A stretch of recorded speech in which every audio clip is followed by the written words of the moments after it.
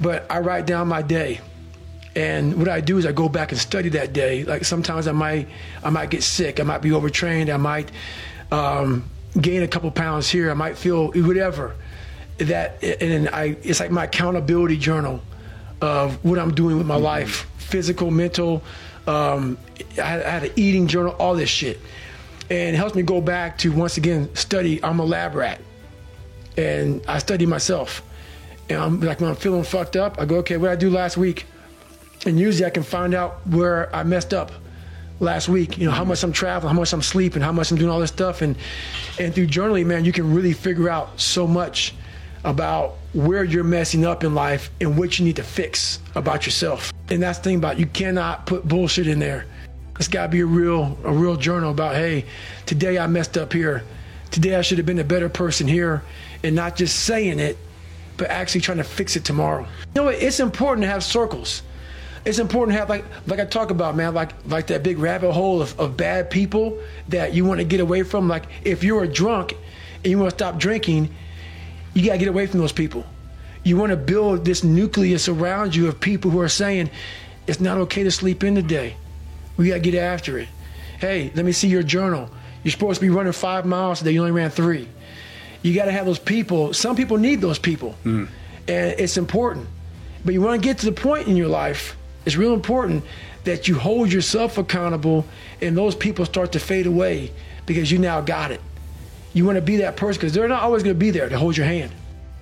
In times of need, even the hardest person forgets how badass they are. So I've been through a lot of shit in my life.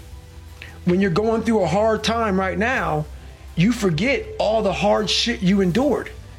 So the cookie jar is a reminder that, oh, I can get through this hard time right now, but you gotta take a second or two to reach into the mental cookie jar. Let's say it's a fortune cookie. But in my mind, my mom used to buy these cookies, you know, in the cookie jar, and it was an Oreo or Chips Ahoy, whatever. That's where I got the cookie jar from. But you gotta open up and say, okay, man, I was in 3 hell weeks and I got through 2 of them.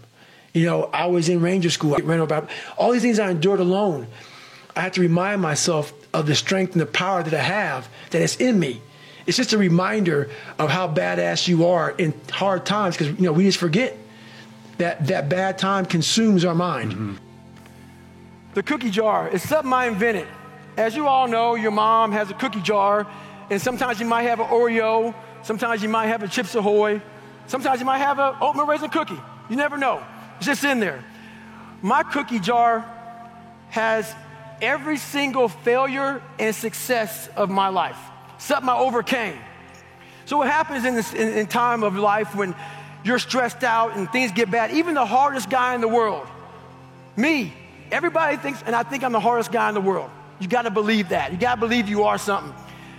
I will, in my mind, reach into my cookie jar, and sometimes you forget how hard you are in times of need, because you're stressed. But you forget, I'm a fucking Navy SEAL, I'm a Ranger, I'm this and that, but you forget all that because your life sucks. I calm down, take that 1 second, get control of my life, reach in the cookie jar, put it back in the cookie jar, reset my mind. You have to remind yourself of how badass you really are. Start to armor your mind, because your mind's like, okay, we suffer every day. It's what we do. We do stuff that sucks every day. So then when the suck stuff comes, you're ready for it. And that's how I started coming up. You know, I just started being very uncomfortable, and now it's like just a way of life. So I had this my whole life. I mean, I don't know if people believe in God or what. I don't care what you believe in. There's been this unrelenting voice in my head. We all have this voice. It's the right or wrong voice. And a lot of times that voice guides us into comfort. And my voice guided me into comfort a lot. But I had this other voice I heard my whole life saying, hey, motherfucker, what are you doing? Nah, man, we got to go over here. We got to go over here to that rock pile over in the fucking corner where nobody's at. That's where victory's at. We're over there in that corner. So this voice was giving me all these answers. I wasn't a real smart kid growing up, but I had this crazy voice in my head saying, over there is where the fucking answers are. And I wouldn't listen to it because over there was pain. Over there was me looking in the mirror. Over there was me being accountable for all these things I went through my life. Even though people put them on me, it's now mine to own. And I didn't want to go over there by myself. but I had to, and this voice was guiding me there. It's God, whatever you want to call it, but that's what it was in me. There's three reasons why you suffer, and one is, well, look at you and the way you're built. It's inevitable. There's not very much of you, and there's a lot of everything else. And so you just don't last that long, and you're fragile across multiple domains, and then you're harshly treated by society, and there's no doubt about that. And then there's responsibility that can be laid at your own feet. Well, the existential take on that, and the thing that all these diverse people that we've been talking about, including Viktor Frankl and including Alexander Solzhenitsyn, as well as Kierkegaard, Nietzsche, and Dostoevsky, and the people that I've already talked to you about, is that the proper pathway through that is to adopt the mode of authentic being. And that is something like refusing to participate in the lie, in deception in the lie, to orient your speech as much as you can towards the truth, and to take responsibility for your own life, and perhaps also for the lives of other people. And there's something about that that's meaningful and responsible and noble, but also serves to mitigate the very suffering that produces, say, the nihilism or the flee into the arms of or the escape into the arms of totalitarians to begin with. You need something to shelter you against your own vulnerability.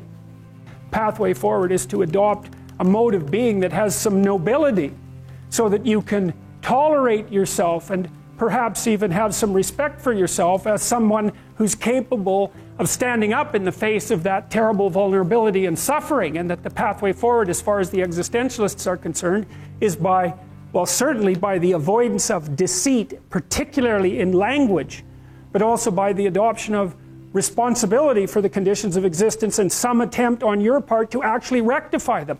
And the thing that's so interesting about that is, well, two, as far as I'm concerned, and some of this is from clinical experience. You know, if you take people, and I've told you this, and you expose them voluntarily to things that they are avoiding and are afraid of, you know, that they know they need to overcome in order to meet their goals, their self-defined goals.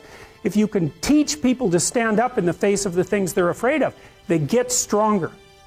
And you don't know what the upper limits to that are, because you might ask yourself, like, if for 10 years, if you didn't avoid doing what you knew you needed to do, by your own definitions, right, within the value structure that you've created, to the degree that you've done that, what would you be like?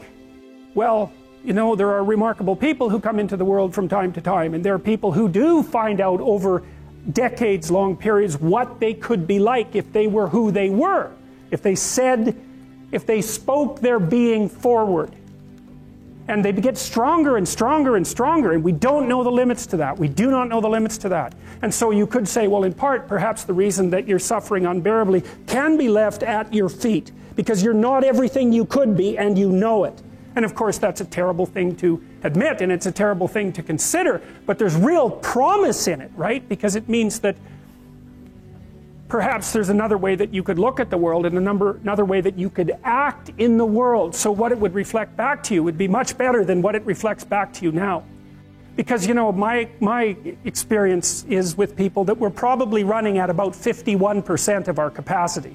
I mean, you can think about this yourselves. I often ask undergraduates how many hours a day you waste, or how many hours a week you waste, and the classic answer is something like 4 to 6 hours a day.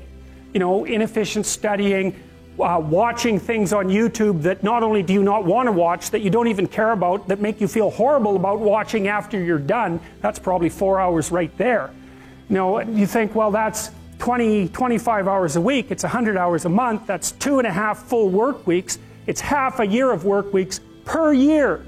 And if your time is worth $20 an hour, which is a radical underestimate, it's probably more like 50 if you think about it in terms of deferred wages. If you're wasting 20 hours a week, you're wasting $50,000 a year. And you are doing that right now. And it's because you're young, wasting $50,000 a year is a way bigger catastrophe than it would be for me to waste it, because I'm not going to last nearly as long. And so if your life isn't everything it could be, you could ask yourself, well, what would happen if you just stopped wasting the opportunities that are in front of you? You'd be who knows how much more efficient, 10 times more efficient, 20 times more efficient. That's the Pareto distribution. You have no idea how efficient people get. It's off the charts.